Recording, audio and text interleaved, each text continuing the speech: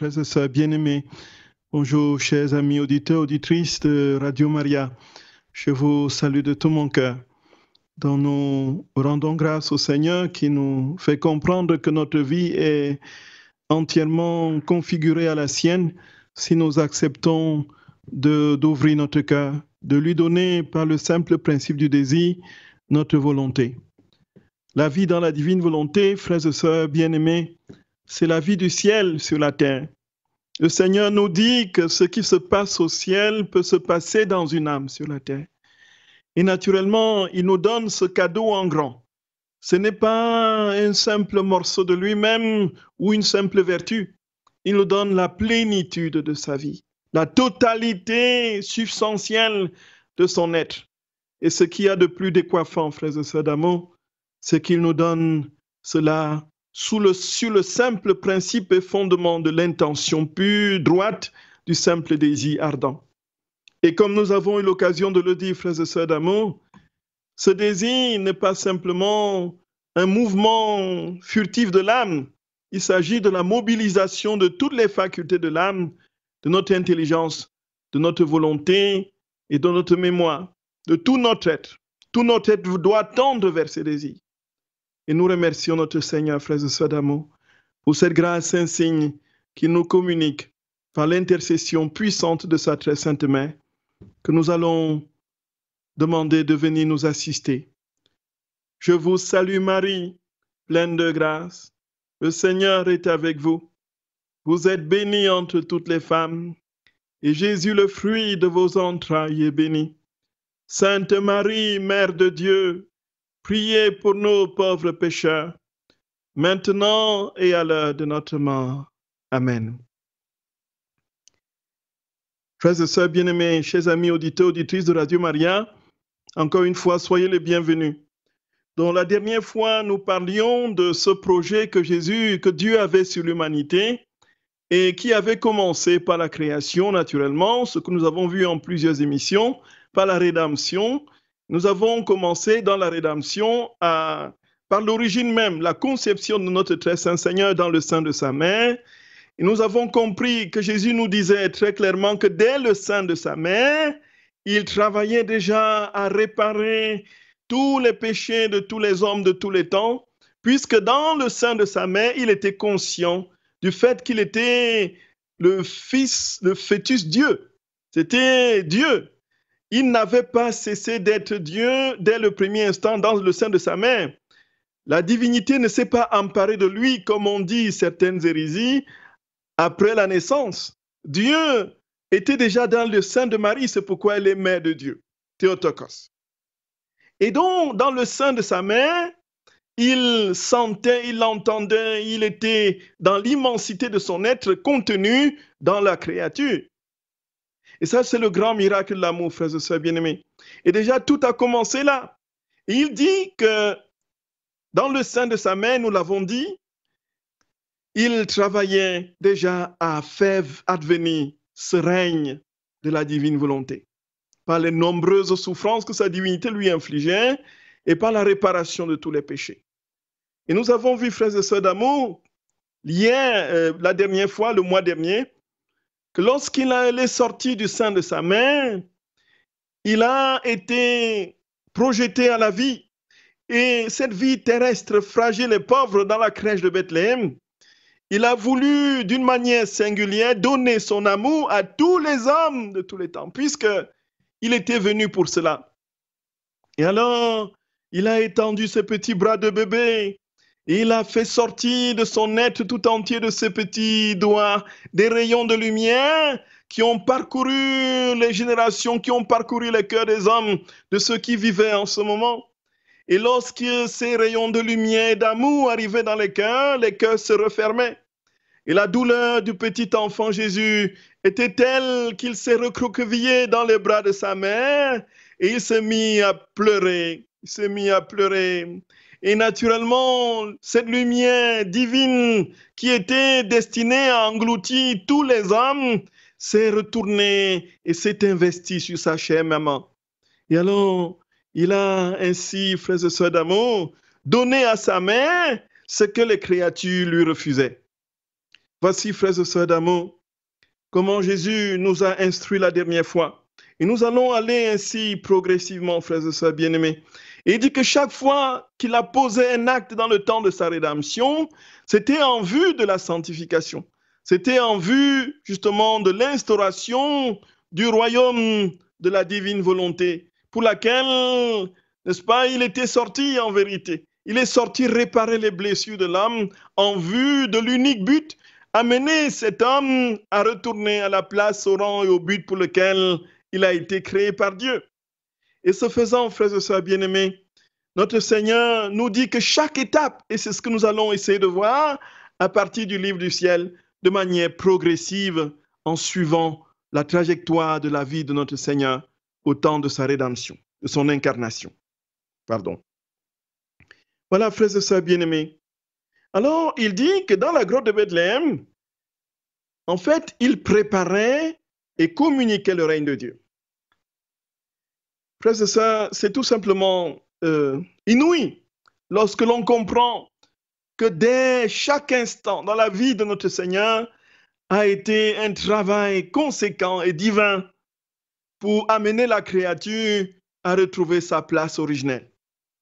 Jésus dit que quand il est resté dans la grotte de Bethléem, c'était toujours en vue de communiquer le règne de Dieu. Il le dit, frères et sœurs d'amour, et ceci c'est de manière tellement précise. Et il précise même le nombre de jours qu'il a passé dans la grotte de Bethléem. Il parle de 40 jours. Frères et sœurs bien-aimés, voici ce qu'il dit à Luisa Picaretta au tome 22 du 8 septembre 1927. Il dit, ma fille, 40 est un nombre symbolique et significatif dans ma vie ici-bas. À ma naissance, je suis resté 40 jours dans la grotte de Bethléem, symbole de ma vie, de ma divine volonté, qui, quoique présente au milieu des créatures, était comme cachée et en dehors de la cité de leur âme. Voyez? Donc, en fait, frères et sœurs bien-aimés, notre très saint Seigneur est dans la grotte de Bethléem. Cette grotte est sur la terre, mais pourtant cette grotte est cachée. Donc, symbole de la divine volonté, présente au milieu d'eux, mais cachée, justement, cachée de la cité de leur âme. Pourquoi elle est cachée? Parce qu'elle n'était pas encore pleinement présente et investie dans les âmes. Et moi, dit Jésus, afin de réparer pour les 40 siècles de volonté humaine, je voulais rester en dehors de la cité pendant 40 jours, dans un misérable refuge, pleurant, gémissant et priant, afin de ramener ma divine volonté dans la cité des âmes pour lui rendre son empire. Pourquoi Jésus a passé 40 jours dans la grotte de Bethléem, dit-il? C'était pour prier, pour jeûner, pour réparer, pour gémir et demander que la divine volonté règne dans les créatures, que la divine volonté revienne dans la cité des âmes et s'établisse. Voilà pourquoi, Seigneur, frères et sœurs bien-aimés, tout, absolument tout, dans la vie de notre Seigneur, tel qu'il le décrit à Luisa Picaretta, était en vue de la restauration de l'homme dans son état premier, lorsqu'il était en tout semblable à son Créateur. Et alors, frères et sœurs bien-aimés, il dit qu'il a gémi, qu'il a prié pour que la divine volonté soit ramenée dans les cités des âmes pour prendre tout son empire. Et dit-il, après 40 jours, dit Jésus, je suis allé me présenter au temple pour me révéler au vieux Siméon. Il était la première cité que j'appelais à la connaissance de mon royaume. Et sa joie fut si grande qu'il ferma les yeux à la terre pour les ouvrir à l'éternité. Quand le vieillard Siméon, frères et sœurs d'amour, nous connaissons ce célèbre cantique de Siméon. Maintenant, ô Maître souverain, tu peux laisser ton serviteur s'en aller en paix selon ta parole. Car mes yeux ont vu le salut que tu préparais à la face des peuples, lumière qui éclaire les nations et gloire de ton peuple Israël. Voilà. Et quand le vieillard Siméon, frères et sœurs bien-aimés, voit notre Seigneur, il dit, mon heure est arrivée. Maintenant, j'ai vu ce que j'attendais, ce que le Seigneur avait promis. Que me reste-t-il encore? Il faut que je ferme je ferme les yeux à cette vie terrestre, puisque plus rien n'égale cette beauté splendide et divine que je viens de contempler. Le Fils de Dieu est venu dans le monde. Frères et sœurs bien-aimés, Jésus dit que Siméon était la première cité. Nous voyons bien que le royaume de la divine volonté n'est pas un royaume circonscrit géographiquement. Ce n'est pas un royaume terrestre, à la manière de certaines hérésies qui ont pensé un règne du Christ temporel. Le millénarisme, s'il a été condamné, ce n'est pas parce qu'il y a une symbolique de 1000 ans ou encore une proclamation de la textualité voilà, de 1000 ans. Ce n'est pas une histoire de prendre les versets à la lettre. Ce n'est pas ça, en fait. Le problème du millénarisme vient de ce qu'il a voulu établir un règne de 1000 ans, déjà très précisément. Et quand on dit 1000 ans sont à tes yeux comme un jour comme 1000 ans. Donc on ne peut pas le déterminer comme un chiffre parfait de l'ordre de la mathématique. Ce n'est pas 1000 ans, 1, 2, 3, 4, 1000. Ce n'est pas cela.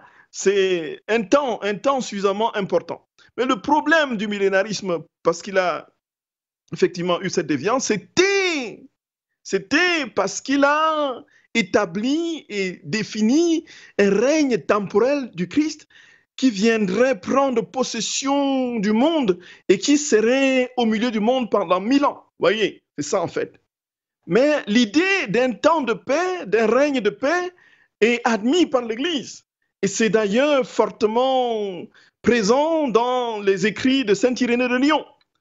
Et ici, nous comprenons, frères et sœurs bien-aimés, quand Jésus dit que le Siméon était la première cité du royaume de la divine volonté, cela veut dire quoi? Cela veut dire que le royaume, ce n'est pas un royaume temporel extérieur, politique ou géographique. Il s'agit essentiellement d'un règne spirituel dans les âmes. Ce sont les âmes qui constituent des royaumes. Vous comme moi, nous sommes des royaumes, frères et sœurs d'amour, c'est cela. Et Jésus le dit très clairement encore au tome 29, du 29 mai 1931, il dit très clairement, le royaume, sont des créatures, ce sont des âmes qui s'ouvrent à la vie divine. Et donc, quand la divine volonté prendra possession des âmes, de royaume en royaume, de proche en proche, frères et sœurs bien-aimés, nous formerons le ciel sur la terre, sans qu'il y ait forcément une délimitation géographique avec un chef temporel qui, en la personne du Christ qui conduirait le monde. Puisque Jésus ne retourne glorieusement et de manière physique, on pourrait dire, physique sur le plan de sa gloire, qu'à la parousie, lorsqu'il viendra récapituler toutes choses. Dans ce temps de paix, frères et sœurs d'amour, le Seigneur dit que il était, quand Siméon a vu le petit Jésus, il a fermé ses yeux à la terre. Et Jésus continue à expliquer, il dit, j'ai passé 40 jours dans le désert et j'ai ensuite commencé immédiatement ma vie publique pour leur donner les remèdes et les moyens de parvenir au royaume de ma volonté. Voyez. Et frères et sœurs bien-aimés, nous sommes ici. Il va le redire. Donc, terminons le passage. Donc, ici, il parle de la grotte et il parle aussi de la circoncision. Quand il a été circoncis, qu'est-ce qui s'est passé en fait? Et ensuite, il parlera de la fuite en Égypte par rapport et dans le lien toujours synthétique avec le royaume de la divine volonté qu'il était venu restaurer. Donc tout, absolument tout, y compris dans les moindres faits humains qui portent sur l'ordinaire de sa vie, humaine, concrète. Fuir une persécution, être circoncis selon la loi, tout avait un sens pour la divine volonté. C'est inouï. C'est inouï. Et Jésus dit, frères et sœurs d'amour, Il le dit au tome 20 du 1er janvier 1927. Il résume un tout petit peu tout ce que nous avons dit. Tu dois savoir, dit notre Seigneur, que la créature qui met fin à sa propre volonté retourne à son point d'origine et que la vie nouvelle, la vie de lumière, la vie éternelle de ma volonté commence alors en elle. Lorsque je suis venu sur la terre, j'ai voulu donner beaucoup d'exemples sur la façon de mettre un terme à la volonté humaine. Voyez, il fait un résumé. J'ai voulu naître à minuit pour briser la nuit de la volonté humaine avec le jour resplendissant de la mienne.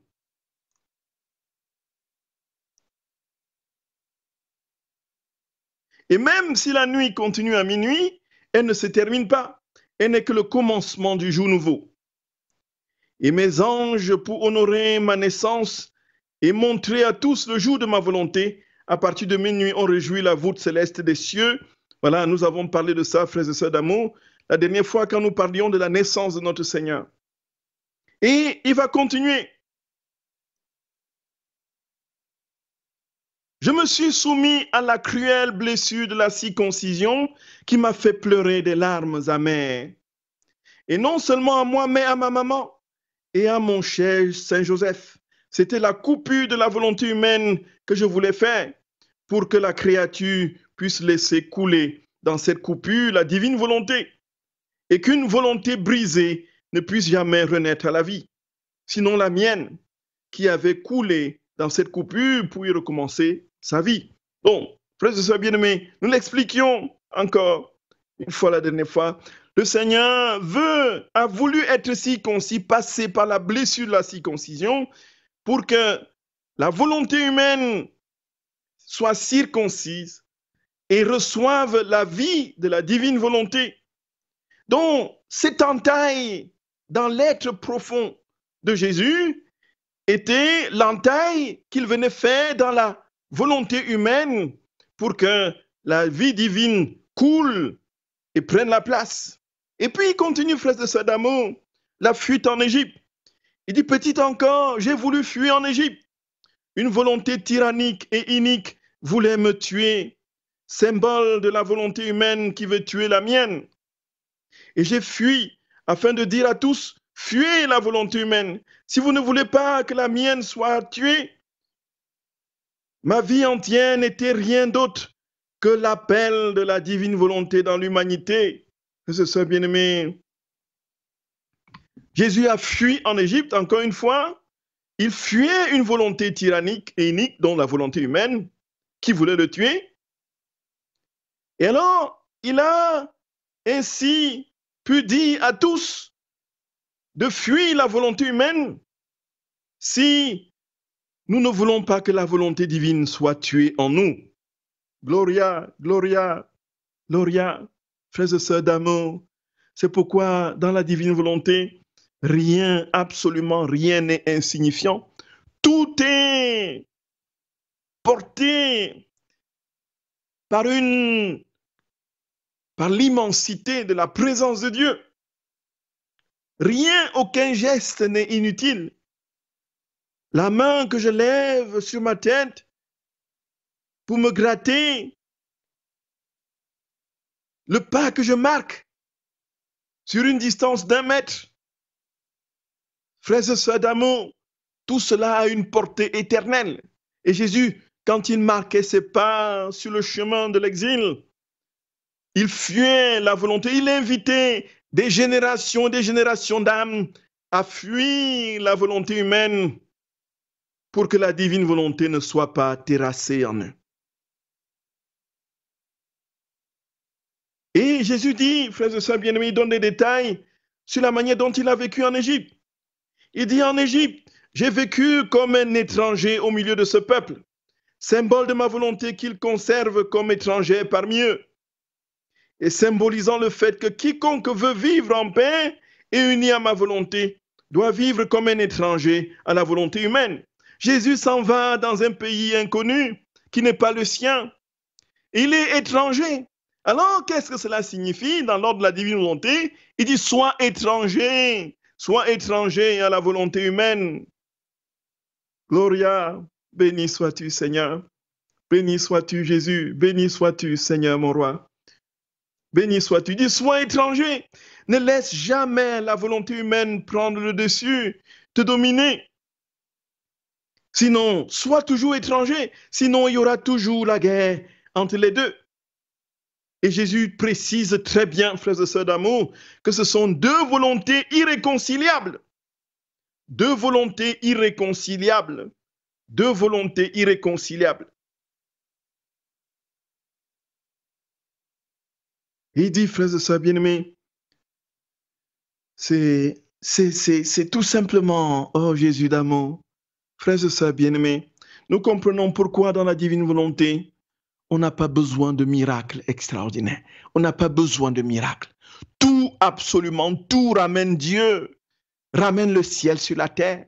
Tout, absolument tout. Une respiration fait descendre le ciel sur la terre. Et il parcourt tous les âges, toutes les générations, du premier jusqu'au dernier homme. Une seule respiration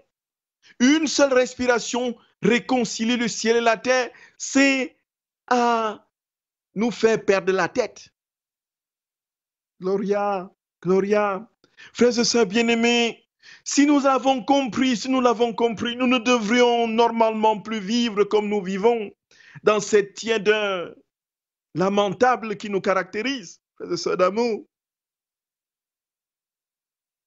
Hachmi. Nous serions continuellement en présence et dans la pensée de celui qui, dans les moindres petits gestes du quotidien, travaille à sauver de nombreuses âmes, à réjouir les saints, à délivrer les âmes du purgatoire, dans le moindre petit geste au quotidien, parce que c'est fait par lui.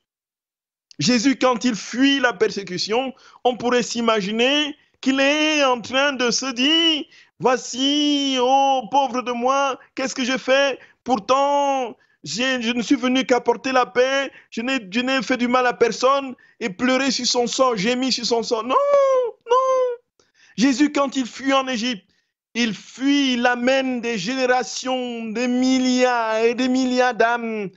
Par son geste de fuir, des milliards d'âmes a fui la volonté humaine pour que la volonté divine, frères et sœurs d'amour, ne soit pas terrassée en eux. Et quand il s'établit en Égypte, il est un étranger. Il travaille dans cette posture d'étranger. Il ne dit pas, oh pauvre de moi, oh je suis un étranger dans une terre d'exil, oh Babylone. Au bord des fleuves de Babylone, nous étions assis, nous pleurions, nos bourreaux nous demandaient des chansons. Voilà, si je t'oublie Jérusalem, que ma main droite m'oublie, ainsi de suite. Sur des sols, nous avions pendu nos harpes. Ce n'est pas cette lamentation, frères et sœurs d'amour. Même à l'étranger, Jésus travaille à rendre des milliards d'âmes étrangères à la volonté humaine. Nous voyons que nous ne pouvons plus lire l'Écriture de la même manière quand nous lisons, frères et sœurs bien-aimés, le livre du ciel. Quand on lit l'Écriture avec les lunettes de la divine volonté, tout est transfiguré. Tout est transfiguré, absolument tout. Frères et sœurs bien-aimés, chers amis auditeurs, auditrices, nous disions avant la pause que le Seigneur, dans tout ce qu'il faisait, y compris dans ce qu'on pouvait appeler persécution, travailler à restaurer la vie de la divine volonté dans les créatures. Et il disait qu'une fois en Égypte comme étranger, alors il était étranger en entraînant une multitude à être étranger à la volonté humaine. Et quand il est revenu de l'exil, il dit, après mon exil, je suis rentré dans ma patrie. Symbole de ma volonté qui, après un long exil de siècle en siècle, revient dans sa chère patrie pour y régner parmi ses enfants. Voyez, frères et sœurs bien-aimés, c'est inouï, c'est inouï. En fait, depuis la désobéissance originelle d'Adam, les créatures ont été privées de cette vie du ciel. Et pendant des siècles d'exil, voici que cette divine volonté revient. Voilà, symbole de son retour, frères et sœurs bien-aimés, de l'Égypte. Et Jésus rentre de l'Égypte pour régner, pour venir s'établir justement dans sa terre natale. En fait, la divine volonté revient dans sa terre natale, dans les créatures, frères et sœurs, là où elle était chassée par le péché. Et Jésus dit, frères et sœurs, et en traversant ces étapes de ma vie, j'ai formé mon royaume en moi et je l'appelais par d'incessantes prières, dans la douleur et dans les larmes, pour venir régner parmi les créatures. Voyez, c'est inouï. Je suis rentré dans ma patrie et j'y ai vécu caché et inconnu. Oh, combien cela symbolise la douleur de ma volonté, vivant caché et inconnu. Voyez? Non, tout, absolument tout. Quand il est rentré d'Égypte, frères et sœurs bien-aimés, il est allé s'établir en Galilée. Et en Galilée, personne ne savait qui il était.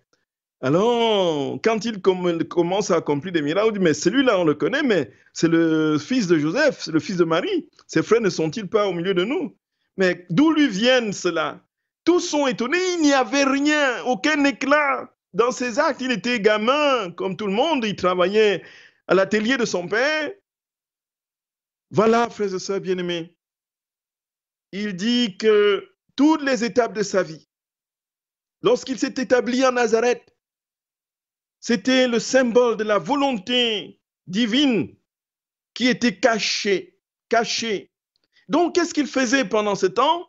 Il priait, il gémissait de douleur, de larmes, pour que le règne advienne parmi les créatures.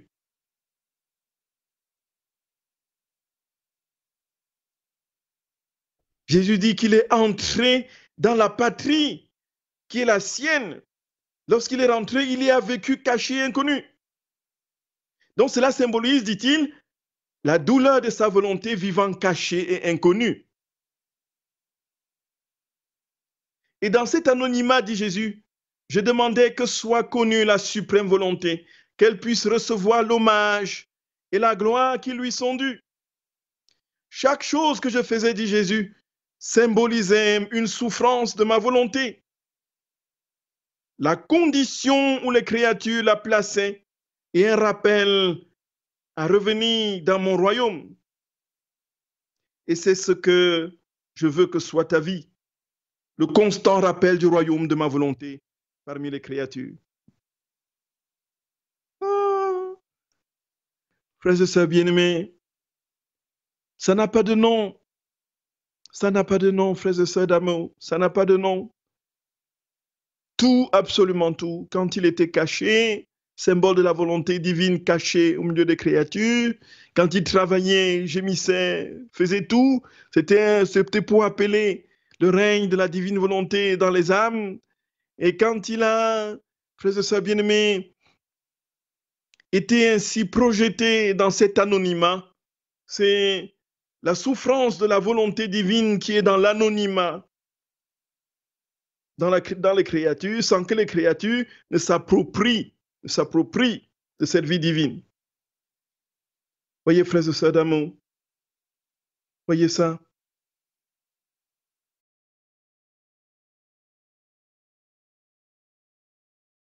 Voilà, frères et sœurs, si nous avions une idée de la manière dont le Seigneur nous aime, si nous avions une idée de tout le travail qu'il se fait et qu'il se donne, si nous avions une idée du gémissement d'un Dieu, des pleurs, des larmes d'un Dieu, frères et sœurs d'amour, c'est tout simplement renversant. Nous ne pouvons pas concevoir un Dieu qui, en principe, est impassible, qui gémit et pleure. Nous comprenons bien que du fait de l'union hypostatique, frères et sœurs d'amour, l'humanité et la divinité en Jésus ne formant qu'une seule réalité inextricable selon la définition du Concile de Chalcédoine en 451, ce qui advient à l'humanité affecte la divinité et ce qui advient à la divinité affecte l'humanité. Sans confusion, sans changement, sans division ni séparation. C'est ce que le concile de Chalcédoine a appelé la communication des idiomes. Il s'ensuit que notre Jésus pleure en vérité, il ne feint pas de pleurer. Jésus pleure, frères et sœurs d'amour. Jésus pleure des larmes. Il pleure des larmes, il verse des larmes de sang. Il dit, créature, où es-tu? Mon enfant, où es-tu? Je te cherche. Je te cherche. S'il te plaît, laisse-toi trouver, laisse-toi trouver. Ne t'éloigne pas de la vie que je suis venu t'apporter. Et Jésus, toute sa vie, depuis tout petit, a gémi. Dès le sein de sa mère, a gémi. En Égypte, il a gémi. Sur les routes de l'exil, il a gémi. De retour d'exil, il a gémi. Dans la vie cachée de Nazareth, il gémissait, frères et sœurs d'amour. Il réclamait ton âme. Il réclamait ton âme. Il te disait, mon enfant, j'ai soif de toi. J'ai soif de toi. Je veux te donner ma vie divine. Je veux te donner ma divine volonté. Je veux te donner le ciel. Ne t'enfuis pas, je t'en prie, ne t'enfuis pas. Gloria, Seigneur notre roi, Seigneur notre roi, quand est-ce que nous serons en capacité d'accueillir véritablement, de nous laisser languir, saisis par tes larmes et tes pleurs, Seigneur? Quand est-ce que nous serons véritablement en capacité d'ouvrir notre cœur et d'accueillir ce grand cadeau qui est toi-même? Quand est-ce que nous serons vraiment à même de te dire notre fiat de manière véritable et définitive? Quand est-ce que nous serons capables de mourir à notre volonté propre, Jésus? Je t'en supplie, Seigneur, t'en supplie.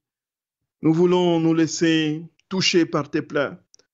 Voyez, frères et sœurs d'amour, voilà comment notre Seigneur, frères et sœurs, dit ce qui s'est passé.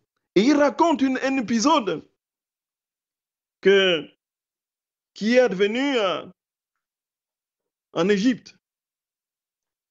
Et en Égypte, frères et sœurs bien-aimés, notre Seigneur a été particulièrement, comme il était Dieu, sa présence, la dignité de son être, le rayonnement de son être divin qui transparaissait dans son petit corps de 3 ans, la présence du ciel dans son âme et dans tout son être attirait des multitudes, attirait des petits-enfants de son âge. Il dit, frères et sœurs d'amour, que là, le règne, même là, en exil, le règne a été proclamé. Il n'a pas laissé passer une seule seconde de sa vie sans œuvrer pour qu'advienne le règne, pour qu'advienne sa divine volonté. Et Jésus dit, tout ce que j'ai fait ici-bas, le premier acte fut la restauration du royaume. Ainsi, en tout ce que j'ai fait ici-bas, dit Jésus, en tout ce que j'ai fait, absolument tout, le premier acte fut la restauration du royaume. Toutes les autres choses arrivaient en deuxième lieu, car le premier acte de connexion, de communion entre moi et les créatures fut le royaume de ma volonté. Écoutons Jésus, frères et sœurs d'amour.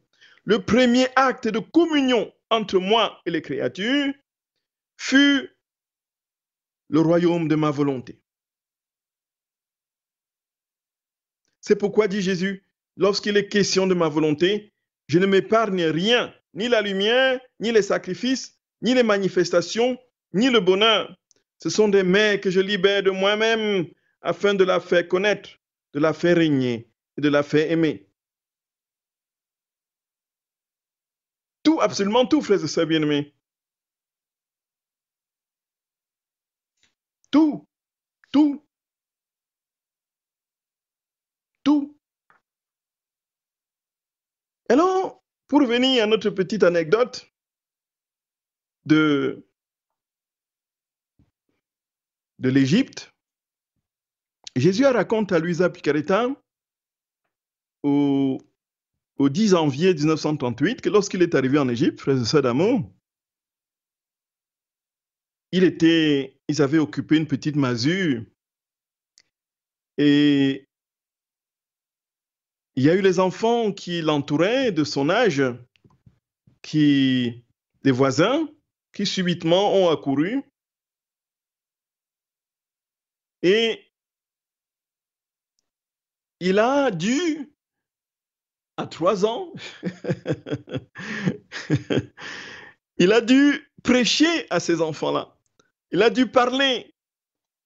Et qu'est-ce qu'il a dit à ses enfants? C'était son premier sermon.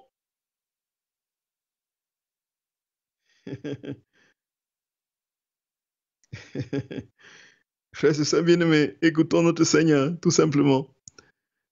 C'est au 10 janvier 1938, il le dit.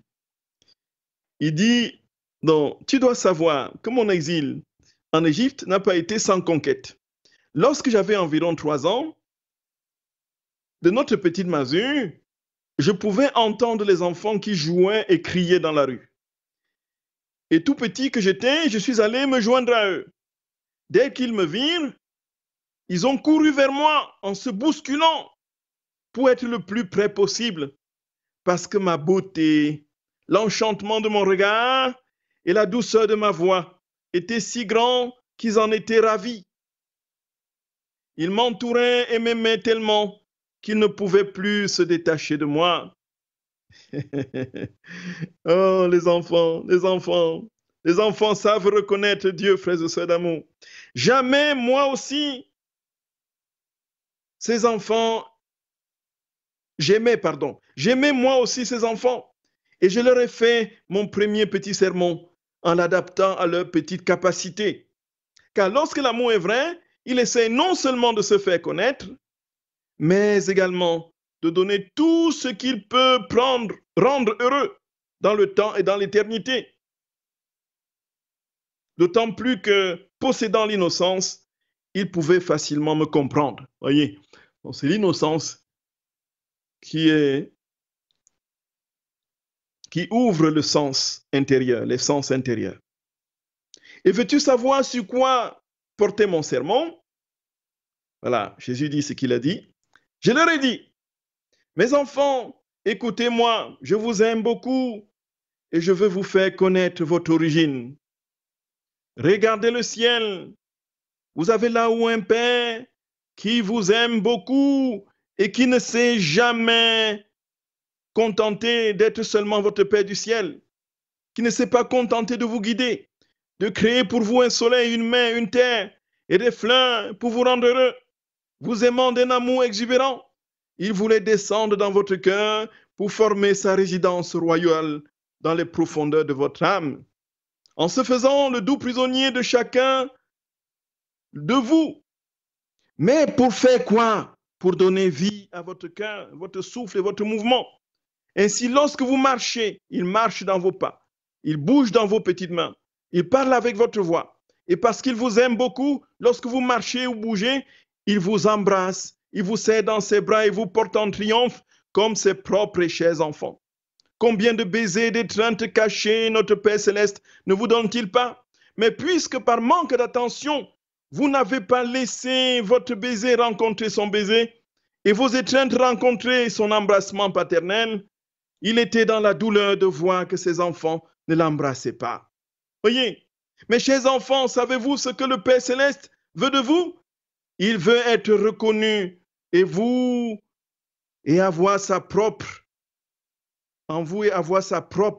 place dans le centre de votre âme.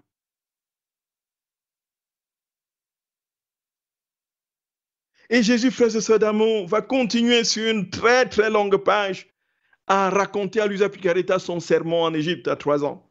En fait, le premier sermon qu'il a fait, c'était pour inviter ses enfants autour de lui, frères et sœurs d'amour, à entrer dans la divine volonté, à vivre la vie, à comprendre qu'ils avaient un Père qui les aimait et qu'ils avaient pour devoir de l'aimer. Et naturellement, cet amour devait leur procurer la vie même de ce Père créateur. Et puisqu'il dit à ses enfants que tous les mouvements de leurs petits pieds, de leurs petites mains sont déployés dans la présence de ce Dieu qui les a créés. Et c'est lui qui les fait mouvoir. Voyez, frères et sœurs bien-aimés, c'est inouï. Oh, oh. Ça n'a pas de nom, frères et sœurs bien-aimés.